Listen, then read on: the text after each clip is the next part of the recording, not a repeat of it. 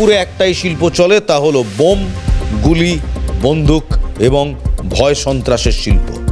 এ কথা আমার নয়, বারবার বিভিন্ন ভোটের আগে বিভিন্ন রাজনৈতিক নেতা এই ব্যারাকপুরকে টার্গেট করে এই বলে যে ব্যারাকপুর হলো দুষ্কৃতীদের স্বর্গরাজ্য, আর্মস ডিলারদের মুক্তাঞ্চল। এখানে বেআইনি বন্দুক থেকে শুরু করে বেআইনি গুলি, বোমা সমস্ত কিছু মেলে, এমনকি শার্প শুটারও পাওয়া যায়। বারবার বিভিন্ন সময় দেখা গিয়েছে এই ব্যারাকপুরকে উত্তপ্ত হয়ে উঠতে।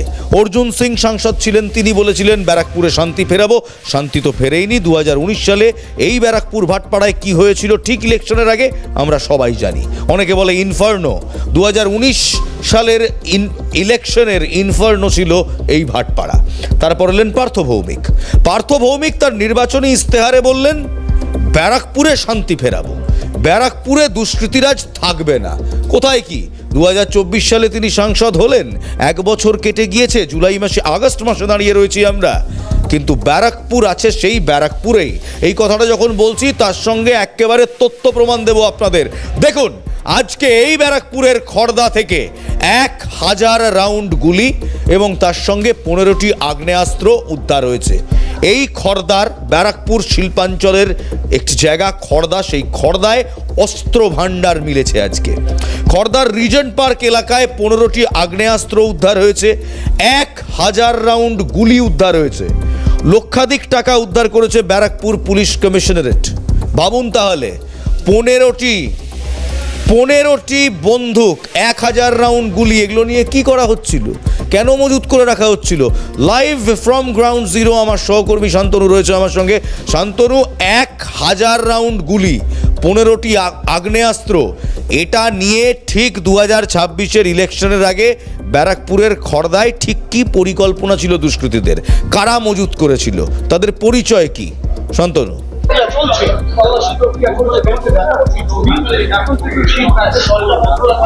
দেখো, একদমই এই মুহূর্তে ব্যারাকপুর ডিটেকটিভ ডিপার্টমেন্ট অভিযান চালাচ্ছে ঠিক খড়দহ রিজেন্ট পার্ক প্রতিমা অ্যাপার্টমেন্টে, এবং এইখান থেকে রীতিমতন পুলিশ সূত্রে জানা যাচ্ছে যে 1000 রাউন্ডের ঊর্ধ্বে গুলি এবং 15টি আগ্নেয়াস্ত্র সহ লক্ষাধিক টাকা উদ্ধার হয়েছে। যদিও আমি কিছুক্ষণ আগে দেখালাম যে এইখানে রীতিমতন ওয়েট মেশিন নিয়ে যাওয়া হলো এবং ওয়েট মেশিনে দেখা যাচ্ছে যে হয়তো স্বর্ণও পাওয়া যেতে পারে, সোনা, অর্থাৎ সেটাও ওয়েট করা হতে পারে। তবুও তোমাকে বলে রাখি যে এই মধুসূদন মুখার্জি যে এই ফ্ল্যাটের প্রথম তলার বাসিন্দা, তিনি রীতিমতন এই ফ্ল্যাটেই থাকতেন, 58 বছরের বৃদ্ধ, এবং স্থানীয় বাসিন্দারা বলছেন যে তার গতিবিধি যথেষ্ট ভালো ছিল এবং স্থানীয় মানুষের সঙ্গে যথেষ্ট ভালো সম্পর্ক ছিল।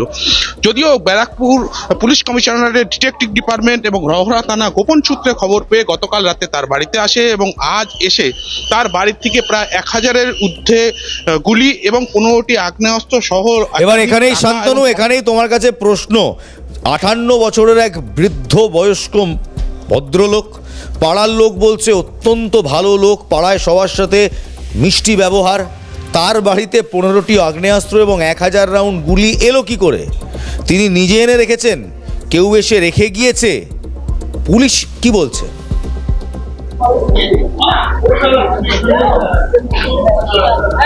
দেখো, এখনো পর্যন্ত স্পষ্টভাবে জানা যায়নি। যদিও এই সমস্ত বিষয় নিয়ে ব্যারাকপুর পুলিশ কমিশনারেটের 5টার সময় একটি প্রেস মিট ডাকা হয়েছে, সেইখানে সমস্ত তথ্য দেওয়া হবে এমনটাই পুলিশ সূত্রে বলা যাচ্ছে। যদিও আমরা এই মুহূর্তে যেটা জানতে পেরেছি যে তিনি রীতিমতন এই বাড়িতেই সব মোতায়েন করতেন এবং বিভিন্ন দিন তিনি বিভিন্ন গাড়ি করে এই বাড়িতে আসতেন এবং ফ্ল্যাটের মধ্যে রাখতেন। যদিও আমি দেখতে পাচ্ছি এই মুহূর্তে একেবারে লাইভ গ্রাউন্ড জিরোতে তুমি রয়েছো, প্রচুর মানুষ এই বাড়ির বাইরে ভিড় করে দাঁড়িয়ে রয়েছেন, ভেতরে অভিযান চলছে, প্রচুর মানুষ শান্তনু এই মুহূর্তে বাড়ির বাইরে দাঁড়িয়ে রয়েছে। তাদের সঙ্গে একটু কথা বলো, তারা কি বলছেন? যারা সেই পাড়ার বাসিন্দা, সেখানে প্রতিবেশী, তারা নিজের এই প্রতিবেশী সম্বন্ধে যার বাড়িতে 1000 রাউন্ড গুলি এবং 15টা আগ্নেয়াস্ত্র পাওয়া গেল, তারা কি বলছেন শুনবো শান্তনু।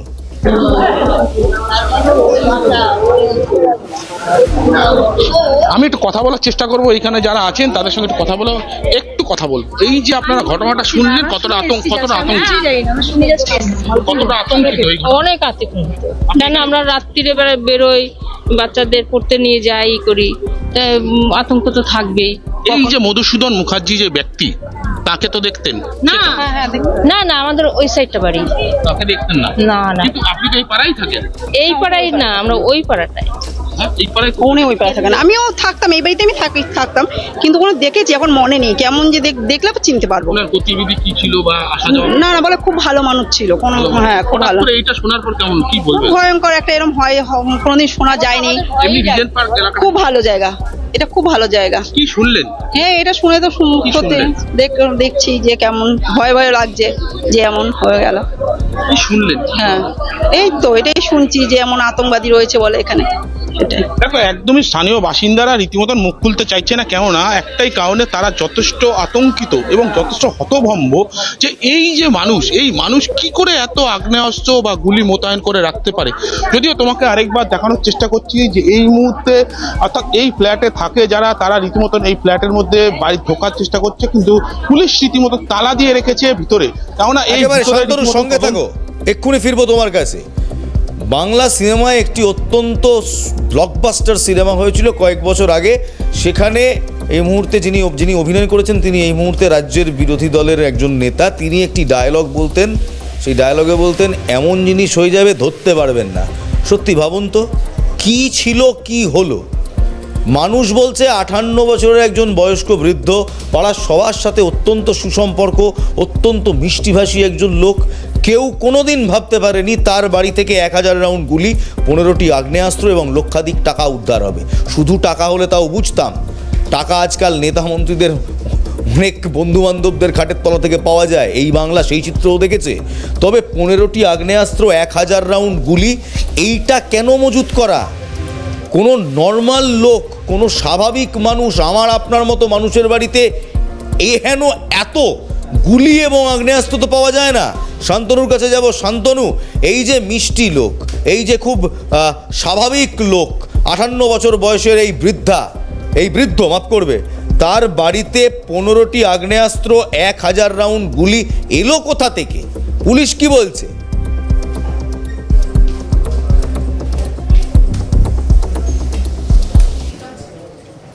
তো কি সমস্ত বিষয় নিয়ে পুলিশ আধিকারিকরা ওয়েট করলেন সমস্ত জিনিস, এবং সেই ওয়েট করার পর সেই ম্যাচিং নিয়ে রীতিমতন পুলিশ আধিকারিকরা বেরিয়ে যাচ্ছে রওনা থানার দিকে। যদিও ভিতরে পুলিশের আধিকারিকরা রয়েছে এবং ডিটেকটিভ ডিপার্টমেন্টের আধিকারিকরা, তারা এখনো পর্যন্ত তদন্ত চালাচ্ছে এবং ভিতরে কত কি উদ্ধার হয়েছে, অর্থাৎ এখনো পর্যন্ত যেটা সূত্রে জানা যাচ্ছে যে 1000-এর ঊর্ধ্বে হয়তো গুলি উদ্ধার হয়েছে, এমনটাই জানা যাচ্ছে। যদিও এই মুহূর্তে সমস্তটাই তদন্ত করছে পুলিশ আধিকারিক। বেশ, ধন্যবাদ। শান্তনু ছিলেন আমাদের সঙ্গে সরাসরি গ্রাউন্ড জিরো থেকে খড়দায়, যে 1000 রাউন্ড গুলি উদ্ধার হয়েছে তার সমস্ত আপডেট দিচ্ছেন। আমার সঙ্গে প্রাক্তন পুলিশ কর্তা গোরা চট্টোপাধ্যায় রয়েছেন এই মুহূর্তে। গোরাবাবু একজন সাদামাটা দেখতে নিরীহ ভদ্রলোক, পাড়া প্রতিবেশীরা যাকে বলছে একেবারে মিষ্টিভাষী, পাড়ায় কোনো রকম দ্বন্দ্ব নেই, এমন একজনের বাড়ি থেকে 15টি আগ্নেয়াস্ত্র, 1000 রাউন্ড গুলি উদ্ধার, কি বলবেন? হ্যালো, হ্যাঁ গোরাবাবু, শোনা যাচ্ছে? হ্যাঁ হ্যাঁ, এবার শুনতে পাচ্ছি। গোরাবাবু একজন সাদামাটা বয়স্ক ভদ্রলোক, 58 বছর তার বয়স। পাড়া প্রতিবেশী বলছে কোনো রকম ঝুট ঝামেলায় থাকতেন না, পাড়ায় থাকতেন, মিষ্টিভাবে থাকতেন। তার বাড়ি থেকে 15টি আগ্নেয়াস্ত্র, 1000 রাউন্ড গুলি উদ্ধার, কি বলবেন? আপনি যা শোনাচ্ছেন এ তো ভাবা যায় না, এ তো মানে যুদ্ধের প্রস্তুতি। এক্স্যাক্টলি, ওয়ার লাইক ক্যাশে। হ্যাঁ, যদিও সামনে যুদ্ধ আসছে, ইলেকশন, এবং এটা আমার যতদূর মনে হচ্ছে যে মমতা ব্যানার্জির শেষ ইলেকশন আর কি, তো সেই জন্য মানে মরিয়া হয়ে উনি যখন দেখছেন যে SIR হবে, এবং SIR যদি এখানে 12 দেন তাহলে আর্টিকেল 355 ইন্ডিয়ান কনস্টিটিউশন বা 356 ইন্ডিয়ান কনস্টিটিউশন যে কোনো একটা হবেই, ইট ইজ এ মাস্ট। ওনার কোনো ক্ষমতা নেই এটা আটকানো, হয়তো তো উনি ইয়ে করতে পারেন, কিন্তু এই যে আর্মস অ্যান্ড অ্যামুনিশন আমদানি, এটা তো ভাবা যাচ্ছে না যে কোনো একজন বাড়িতে 15টা আর্মস, 1000 রাউন্ড গুলি, ওটা কি সাংঘাতিক ব্যাপার কলকাতার আশেপাশে। এটা তো আমরা তো এরকম কখনো ভাবিনি, চিন্তাই করিনি, দেখিও নি। এবং যে এলাকাটা আমরা দেখতে পাচ্ছি, গোরাবাবু, গোরা চট্টোপাধ্যায় প্রাক্তন পুলিশ কর্তা আমাদের সঙ্গে রয়েছেন, যে এলাকাটা দেখতে পাচ্ছি ঘনবসতিপূর্ণ এলাকা, রেসিডেন্সিয়াল এলাকা, সেখানে আমার আপনার মতো একাধিক মধ্যবিত্ত মানুষের বাস। সেখানে একটি ফ্ল্যাটের ভেতর 15টি আগ্নেয়াস্ত্র, 1000 রাউন্ড গুলি, হঠাৎ করে একজন 58 বছরের প্রৌঢ় কেন এত আগ্নেয়াস্ত্রগুলি নিজের ঘরে মজুত করবেন? এটা কি ইন ট্রানজিট, অর্থাৎ কেউ কি এখানে এনে ফেলে রেখেছে, এরপর এখান থেকে আবার হাত বদল হতো? গোড়াবাবু কি মনে করেন? সে তো 100 বারই। এটা হচ্ছে আপনার এখানে একটা স্টোরেজ থেকে লোকটিও বেঁচেছে সুন্দর, যে 58 বছর বয়স, কেউ পাড়ায় খুব একটা মেসেজেছে না, কেউ তাকে কেউ সন্দেহ করবে না, মানে ভালো মানুষ, বেচারি, মানে গোবেচারি গোছের। তো সেই তার কাছে এগুলো গচ্ছিত রাখা এবং এটা টাইম টু টাইম এখান থেকে বেরিয়ে যাবে। ধন্যবাদ। গোড়া চট্টোপাধ্যায় প্রাক্তন পুলিশ কর্তা ছিলেন আমাদের সঙ্গে টেলিফোন লাইনে সরাসরি রয়েছেন দিলীপ ঘোষ, ভারতীয় জনতা পার্টির প্রাক্তন সাংসদ, বর্তমান নেতা দিলীপ ঘোষ আমাদের সঙ্গে রয়েছেন। দিলীপ বাবু, খড়দায় 58 বছরের একজন প্রৌঢ়, যার বিরুদ্ধে কোনো রকম পুলিশ কেস নেই, যার বিরুদ্ধে কোনো রকম অভিযোগ নেই, পাড়ায় অত্যন্ত সুখ্যাতি রয়েছে, তার বাড়ি থেকে 15টি বন্দুক, আগ্নেয়াস্ত্র এবং 1000 রাউন্ড গুলি, ভাবতে পারছেন 1000 রাউন্ড গুলি উদ্ধার করছে পুলিশ। কি বলবেন? দেখুন, পশ্চিমবাংলা ধীরে ধীরে অস্ত্রশস্ত্রের ভান্ডার হয়ে যাচ্ছে। কোথায় পাওয়া যাচ্ছে, কোথায় কার বাড়িতে আছে বোঝা যাচ্ছে না। তিনি হয়তো ইনকার সঙ্গে যুক্ত নন, কিন্তু তার বাড়িটাকে ইউজ করা হয়েছে, ভাড়া দেওয়া হয়েছে, টাকা দিয়ে সেখানে রাখা হচ্ছে, আর এমন লোককে টার্গেট করা হচ্ছে যার উপরে কেউ সন্দেহ করবে না। তো সাধারণ সরল মানুষ, তার বাড়িটাকে ভান্ডার রাখার চেষ্টা করা হচ্ছে। তো এত জিনিসপত্র আসছে, যেখানে ইচ্ছা রেখে দিচ্ছে। পুলিশ কি করছে, ইন্টেলিজেন্স কি করছে জানতে পারছি না। খোলা মার্কেট তো আর বানানো হয়নি, ওখানে বাইরে জায়গাতে বানানো হয়েছে। কি করে এইসব জিনিস রাস্তায় ঘুরে বেড়াচ্ছে, কি করে আসছে যাচ্ছে পাড়ার মধ্যে, কেউ সন্দেহ করতে পারছে না। পুলিশ কি করছে? পুলিশ কি এখন বাংলাদেশি মাথাতে ব্যস্ত হয়ে গেছে? ঠিক। বেশ, দিলীপ ঘোষ ভারতীয় জনতা পার্টির নেতা আমাদের ছিলেন, সরাসরি প্রশ্ন করছে পুলিশ কি করলো, এই সমস্ত আগ্নেয়াস্ত্র এলো কোথা থেকে? হয়তো এই ব্যক্তির বাড়িতে এগুলো মজুত করা হচ্ছিল, স্টোরেজ হিসেবে রাখা হচ্ছিল, পরে এখান থেকে হাত বদল হতো। কিন্তু প্রশ্ন হলো, এত আগ্নেয়াস্ত্র, এত গুলি এলো কোথা থেকে? আর শুধুমাত্র খড়দাতেই হয়েছে এমন তো নয়, মুর্শিদাবাদে একবার চোখ ঘোরাই আসুন। মুর্শিদাবাদের খড়গ্রাম, সেখানে অস্ত্রসহ এক যুবককে গ্রেপ্তার করা হয়েছে। আশরাফুল শেখ গ্রেফতার করেছে তাকে খড়গ্রাম থানা। উদ্ধার হয়েছে একটা 1 শটার বন্দুক এবং একটি তাজা গুলি, অর্থাৎ লাইভ রাউন্ড, একটি লাইভ রাউন্ড এবং 1 শটার বন্দুক উদ্ধার হয়েছে। মুর্শিদাবাদের খড়গ্রামের কথা বলছি আপনাকে। এবার সেই মুর্শিদাবাদের আরেক জায়গায় আসুন, বেলডাঙ্গা, সেই বেলডাঙ্গা যেটা উত্তপ্ত হয়ে উঠেছিল 2024-এর ঠিক পরে। সেই বেলডাঙ্গায় আগ্নেয়াস্ত্র সহ আবার গ্রেফতার হাসিবুর রহমান শেখ নামে এক যুবক। তার কাছ থেকে আগ্নেয়াস্ত্র এবং গুলি পাওয়া যাচ্ছে। মুর্শিদাবাদ বলুন, ব্যারাকপুর বলুন, সমস্ত জায়গা থেকে বারবার অস্ত্র উদ্ধার হয় এবং শাসক দলকে প্রশ্ন করলে শাসক দল বলে পুলিশ তো কাজ করছে, এসটিএফ তো কাজ করছে, কাজ করছে বলে উদ্ধার হচ্ছে। প্রশ্ন হলো, কাজ করছে বলে উদ্ধার তো হচ্ছে, কিন্তু এগুলো আসছে কোথা থেকে? মাঝখানে তো আমরা একবার বিহার চলে গেলাম, বিহারে গিয়ে মুঙ্গের ঘুরে চলে এলাম। মুঙ্গেরে কিভাবে অস্ত্র বানানো হয়, কিভাবে মজুত করা হয়, এই সমস্ত কিছু দেখে এলাম। কিন্তু এখনো পর্যন্ত তৃণমূল কংগ্রেস পরিচালিত এই রাজ্য সরকার কিংবা তাদের পুলিশ এই স্টপ পয়েন্টসগুলোকে বন্ধ করতে পারলো না, এই এন্ট্রি পয়েন্টস বন্ধ করতে পারলো না। কিষানগঞ্জে আমরা বিহারের সাথে বর্ডার শেয়ার করি, সেই কিষানগঞ্জ বর্ডারে এখনো পর্যন্ত কত নিরাপত্তা মোতায়েন করা হলো, বাড়ানো হলো কি আদৌ কোনো রকমভাবে নিরাপত্তা ব্যবস্থা? মুঙ্গেরে অস্ত্র বানানো হয়, এ গল্প আজকের নয়, ছোটবেলা থেকে শুনছি। সেই অস্ত্র বাংলায় আসে কোন পথে? সেই পথটা কি? সেই পথে কতগুলো চেকপোস্ট বসানো হলো? এর দায় কার? দায় কাউকে তো নিতে হবে। কখনো ব্যারাকপুর, কখনো খড়দা, কখনো মুর্শিদাবাদ, কখনো মালদা, সর্বত্র একই ছবি। তৃণমূল কংগ্রেসকে জিজ্ঞেস করলে তৃণমূল কংগ্রেস বলে পুলিশ কাজ করছে, সেই কারণে পুলিশ অস্ত্রগুলো উদ্ধার করছে। কিন্তু এখনো পর্যন্ত এই উত্তর আমাদের কাছে নেই, এই অস্ত্র ঢুকছে কোন পথে বাংলায়, কেন বাংলায় ঢুকছে, কেন একজন 58 বছর প্রৌঢ়র বাড়িতে 1000 রাউন্ড গুলি মজুত করা থাকবে? এই প্রশ্নের উত্তর আছে কারো কাছে? এখনো পর্যন্ত কিন্তু এই উত্তর আমরা পাইনি। বেলডাঙ্গায় যার কাছ থেকে ফায়ার আর্মস গ্রেফতার, মাফ করবেন, যার কাছ থেকে ফায়ার আর্মস পাওয়া গেল তাকে গ্রেফতার করা হয়েছে, পুলিশ থেকে গ্রেফতার করেছে। এসডিপিও কি বলছে দেখুন। শুধু বেলডাঙ্গা থানা নয়, আমাদের মুর্শিদাবাদ জেলার বিভিন্ন থানাতে, ইভেন কালকেও দেখেছেন নওদা থানা, আরও কিছুদিন আগে আপনার যেটা ডোমকল থানাতে অনেক আর্মস রিকভারি করা হচ্ছে। আমাদের এসপি স্যার জয়েন করার পর থেকে আমাদের জেলা জুড়ে বিভিন্ন থানাতে যে মেন পুলিশিং যেটা হয় বেসিক্যালি সেটা আমরা শুরু করেছি, এবং যেখানে আর্মস, বম, যা যা ক্রিমিনাল অ্যাক্টিভিটি আছে সমস্ত কিছুই সবগুলোকেই আমরা করা হচ্ছে, ধরা পড়ছে। সেখানে ড্রাগস রিকভারি করে এনডিপিএস কেস করা হচ্ছে, আর্মস অ্যাক্টে প্রচুর কেস হয়েছে। ক্রিমিনাল রিপোর্ট কিছু নেই, তো আমরা চেষ্টা করছি যে ওর ক্রিমিনাল অ্যান্টিসিডেন্ট যেটা আছে যদি বেলডাঙ্গা থানা বাদ দিয়েও আমাদের জেলায় মুর্শিদাবাদ, মালদা, খড়দা, পশ্চিমবঙ্গের বিভিন্ন প্রান্ত থেকে বারবার আর্মস উদ্ধার হয়। একবার তো আমার মনে আছে শিয়ালদা স্টেশন থেকে ট্রেনে করে আর্মস আনা হচ্ছিল, পুলিশ রেড করে সেই আর্মস উদ্ধার করে। প্রশ্ন হলো আর্মস আসছে কোথা থেকে? আগ্নেয়াস্ত্র, গুলি মজুত কারা করছে, কেন করা হচ্ছে? টিটাগড়ে আপনাদের নিশ্চয়ই মনে আছে বন্দুক ভাড়া দিত এমন একজন ব্যক্তির বাড়িতে গিয়ে পুলিশ রেড করে এবং সেখান থেকে প্রচুর পরিমাণে আগ্নেয়াস্ত্র এবং গুলি তারা বাজেয়াপ্ত করে। এই ইল্লিগাল র্যাকেট চালাচ্ছে কারা? তাদের ওপর, তাদের মাথার ওপর কাদের হাত রয়েছে? কাদের হাত থাকার কারণে রমরমিয়ে এই কাজ চলে? যে ছবি আপনাদের এবার দেখাবো, এবার চলুন পানিহাটির ছবি দেখাই। সেই ব্যারাকপুর কমিশনারেট 3/6/2025 ছবি দেখাচ্ছি পানিহাটি থেকে। দেখুন, ওয়ান শটার থেকে শুরু করে লাইভ রাউন্ডস থেকে শুরু করে কত আগ্নেয়াস্ত্র উদ্ধার।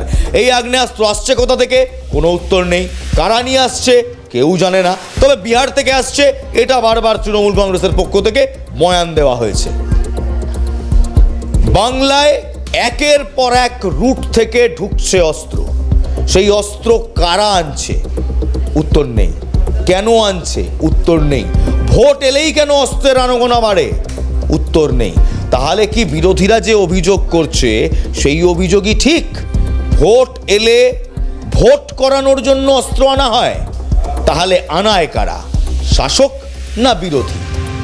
ক্ষমতাবান পক্ষ না ক্ষমতা নেই যাদের তারা? এই প্রশ্ন বারবার ঘুরপাক খাচ্ছে। এবার খড়গ্রামের ছবি আপনাদের দেখাবো। দেখুন, এক যুবক গ্রেপ্তার, আশরাফুল শেখকে গ্রেফতার করেছে খড়গ্রাম থানা।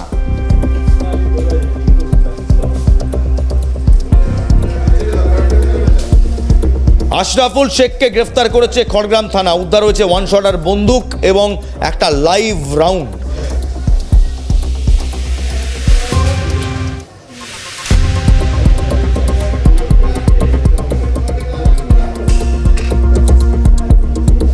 একদিকে অস্ত্র উদ্ধার হচ্ছে, বিভিন্ন জায়গা থেকে অস্ত্র উদ্ধার হচ্ছে, অন্যদিকে গড়বেতায় মাওবাদীদের আবার ফিসফিস হুঁশিয়ারি শোনা যাচ্ছে। ফিসফিস হুঁশিয়ারি কেন বলছি? কারণ আমরা তো জানি জঙ্গলমহল হাসছে।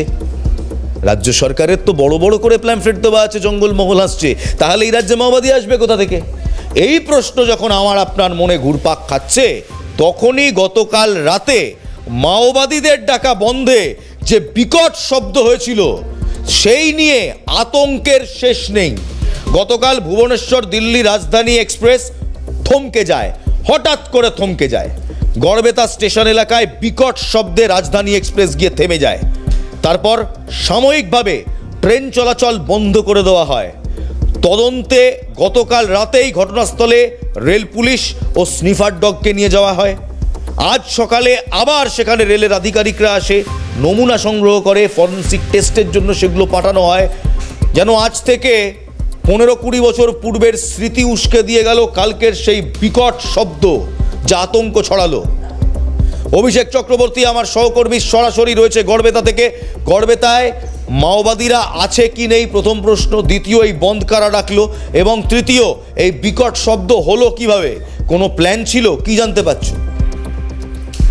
একদমই দেখো, গতকাল ছিল 3 রাজ্যে মাওবাদীর ডাকা বন্ধ, এবং সেইখানে কিন্তু ভুবনেশ্বর থেকে দিল্লি রাজধানী যে এক্সপ্রেস যাওয়ার সময় গড়বেতা স্টেশন সংলগ্ন যে সিলাই হল রয়েছে সেখানে একটি বিকট শব্দে ট্রেন থেমে যায় এবং সাথে সাথে কিন্তু রাজধানীর যে গার্ড এবং চালক তারা কিন্তু খবর দেয় পিয়ারডোবার যে স্টেশন রয়েছে সেখানে।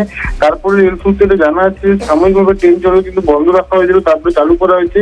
কিন্তু রাতেই ঘটনাস্থলে এসে পৌঁছেছে উত্তরপ্রদেশ আধিকারিকরা রেলের, এবং পুঙ্খানুপুঙ্খভাবে ঘটনা তদন্ত করা হচ্ছে। এবং বিভিন্ন রকম ভাবে আজকে সকালেও দেখা গেছিল রেলের আধিকারিকরা সেখানে যায় এবং তারা কিন্তু সেখানে নমুনা সংগ্রহ করে যে ঘটনাস্থল থেকে কি কারণে ঘটনা ঘটেছে, কিভাবে ঘটলো, ফরেন্সিক টেস্টের পরেই কিন্তু তারা পাঠানো হচ্ছে। এবং পাশাপাশি আরো একটি ফরেন্সিক টিম আজকে ঘটনাস্থলে গিয়েছিল, এমনটা কি সূত্রাপুর খবর পাওয়া যাচ্ছে। বেশ, ধন্যবাদ অভিষেক চক্রবর্তী, আমার সহকর্মী সরাসরি ছিলেন টেলিফোন লাইনে গড়বেতা থেকে। তাহলে এই যে ফিস আতঙ্ক, মাওবাদীরা কি আবার সক্রিয় হচ্ছে? দেউচায় কাদের ডাক শোনা যাচ্ছে? কেন দেউচায় কাজ বন্ধ হয়ে যাচ্ছে? আদিবাসীদের কারা ফুসলাচ্ছে? কারা আদিবাসীদেরকে সামনের দিকে ঠেলে দিচ্ছে? সরকার কি এবার চোখ দেবে? হাসছে জঙ্গলমহল, হাসছে রেড করিডোর, এই ন্যারেটিভ বদলাবে? কারণ গড়বেতায় 3 রাজ্যে মাওবাদী ডাকার বন্ধে যে বিস্ফোরণ হয়, যে বিকট শব্দে বিস্ফোরণ হয়, এবং তার জেরে যে 20 বছর পুরনো স্মৃতি আমাদের ফেরত এলো, তার জবাব কে দেবে? অরিন্দম আচার্য, প্রাক্তন পুলিশ কর্তা, আমাদের সঙ্গে টেলিফোন লাইনে রয়েছে।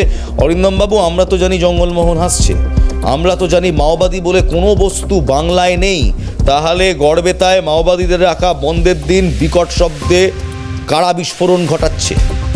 কেন 20 বছর পুরনো স্মৃতি ফিরে আসছে? অরিন্দম বাবু, দেখুন, প্রথম কথা হচ্ছে যে এটা তো ছত্তিশগড়ের স্টেট গভর্নমেন্ট নয় যে ওখানে যে অভিযানগুলো হচ্ছে একের পর এক আপনি দেখবেন ছত্তিশগড় থেকে শুরু করে বিভিন্ন জায়গায় কিভাবে মাওবাদীদের বিরুদ্ধে আজকে অভিযান শুরু হয়েছে, এবং একের পর এক আজকে এনকাউন্টারে আমাদের সিআরপিএফ এর জন্য মারা যাচ্ছে, তাদেরও মারা যাচ্ছে। কেন আমি আপনার কাছে এই কথাটা বলছি? কারণটা হচ্ছে যে মাওবাদীদের যে আইডিওলজিটা, এটা কোনোদিনই আজকে সভ্য মানুষের কাছে অ্যাকসেপ্টেবল নয়।